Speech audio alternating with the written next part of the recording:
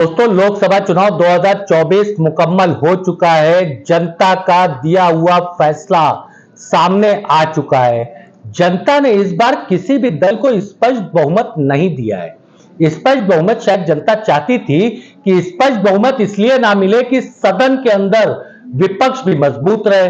2014 और 2019 में प्रचंड बहुमत के साथ जीतने वाली भाजपा इस बार 241 पे सिमट के रह गई है। 241 सीटों पे सिमटने के बाद अब भाजपा को अपने सहयोगी दल का सहारा लेना पड़ रहा है। इस पे बात करने के पहले हम आपको गाजीपुर सीट का तस्करा करते चलते हैं। आप जरूर सोच रहे होंगे कि हम इस एक सीट का तस्करा क्यों कर रहे हैं। आपको जानना बहुत जरूरी है। गाजीपुर सीट से अफजाल अंसारी ने 1.25 लाख वोटों से चुनाव दोबारा जीत लिया है।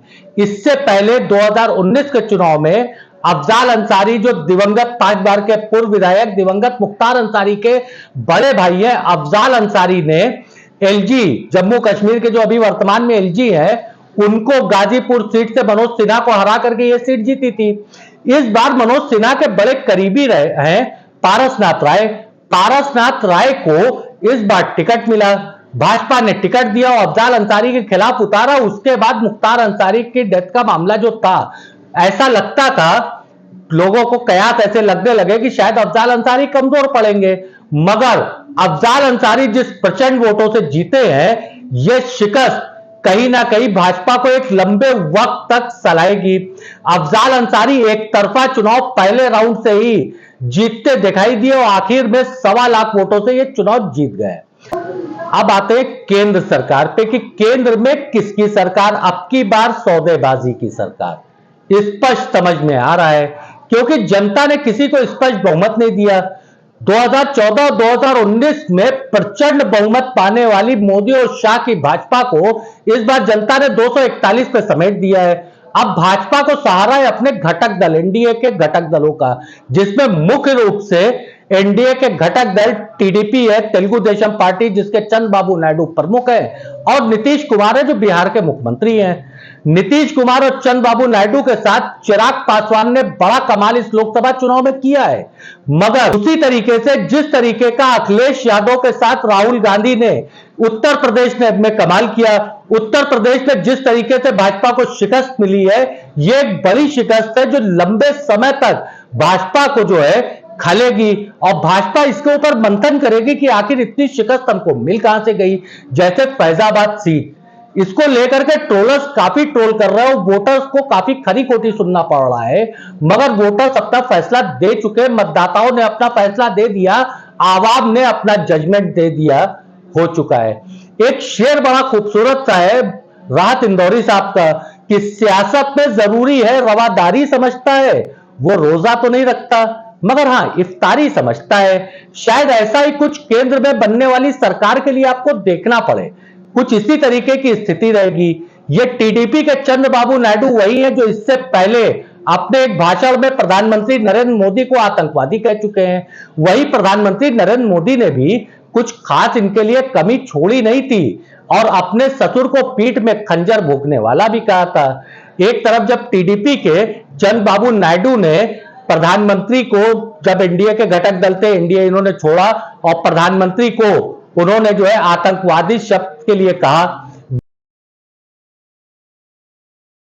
అందుకే తమ్ముళ్ళు నేను మిమ్మల్ని కోరేది नरेंद्र मोदी కరుడుగట్టిన ఉగ్రవాది हैं कि वो मुझसे बहुत सीनियर है। भाई इसमें क्या विवाद है? आप सीनियर है इसलिए आपके सम्मान में मैंने कभी कोई कमी नहीं छोड़ी है। आप सीनियर है दल बदलने में, आप सीनियर है नए नए दलों से गठबंधन करने में, आप सीनियर है अपने खुद के ससुर की पीठ में छुरा भोंकने में, अरे आप सीनियर है एक चुनाव के बाद दूसरे चुनाव में हारने में, एक चुनाव के बाद दूसरे चुनाव में हारने में, और मैं तो उसमें सीनियर हूं नहीं। वीडियो आज भी है। वही दूसरी तरफ प्रधानमंत्री ने भी कुछ नहीं छोड़ा और चंद्रबाबू नायडू को दल बदलू, कभी बार बार हारने वाला और ससुर के पीठ में खंजर भोंकने वाला भी करार दिया। इन सबके बाद भी चंद्रबाबू नायडू के साथ शायद सियासत की रवादारी ही होगी जो वापस सत्ता में लाने के लिए बनाएगी। जिस तरीके की मीडिया रिपोर्ट्स आ रही है, जो सूत्रों के हवाले से मीडिया आपके सामने पेश कर रहा है, उस हिसाब से चंद्रबाबू नायडू जो है ग्रामीण विकास मंत्रालय के सहित जो है 4 मंत्रालय मांग रहे हैं, 2 कैबिनेट मंत्री मांग रहे हैं, 2 राज्य मंत्री मांग रहे हैं। मीडिया यह भी दावा कर रहा है कि नीतीश कुमार भी सौदा कर रहे हैं, उनको भी 2 राज्य मंत्री, 2 कैबिनेट मंत्री चाहिए और कोई एक बड़ा मंत्रालय चाहिए। तो फिर चिराग पासवान कहां से पीछे रहने वाले हैं? चिराग पासवान को भी मंत्री पद चाहिए, 4 मंत्री उनको भी चाहिए। इस तरीके के दावे मीडिया कर रहा है अपने सूत्रों के हवाले से। हम इन दावों पे बहुत अकीदा तो नहीं रखते हैं, मगर ये वही नीतीश कुमार है जिनके लिए अमित शाह ने कहा था कि नीतीश कुमार के लिए भाजपा के दरवाजे बंद हो चुके हैं, और ये वही नीतीश कुमार है जिन्होंने कहा था मर जाऊंगा मगर भाजपा में नहीं जाऊंगा। मगर अभी सियासत की रवादारी है, रोजा नहीं रखना है, याद में इफ्तारी है। एनडीए गठबंधन को कितनी बड़ी जीत मिलने जा रही है, इसका पता यहां इंडी गठबंधन के एक बड़े नेता की बातों से भी पता चलता है। वो जानते हैं कि इंडी गठबंधन का जो मुख्य दल है कांग्रेस, वो कांग्रेस इतनी बुरी तरह हार रही है, इतनी बुरी तरह हार रही है कि उनके लिए मान्य विपक्ष बनना भी मुश्किल है।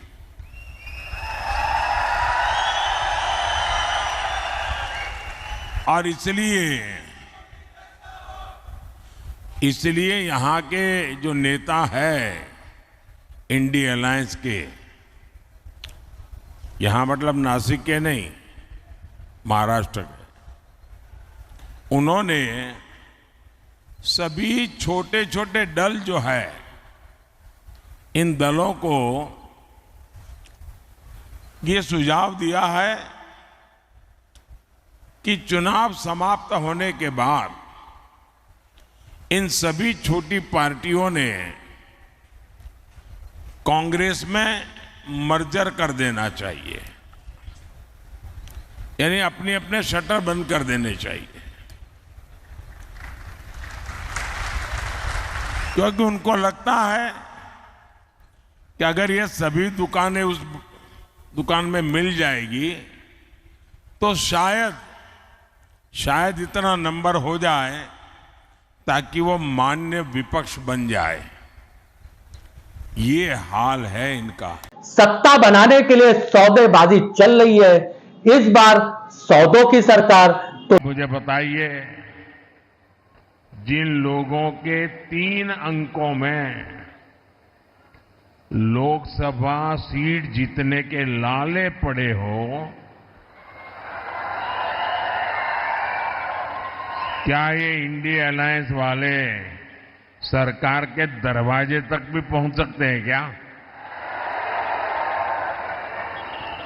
और उनका तो हाल ये है जी, वो ऐसी फॉर्मूला बना रहे, 1 साल 1 पीएम, ये फॉर्मूला निकालने में लगे हैं। अगर 5 साल मौका मिले तो 5 प्रधानमंत्री। तो देखते रहिए, जुड़े रहिए हमारे साथ ऐसी खबरों के लिए। मैं तारिक आजमी, अल्लाह हाफिज।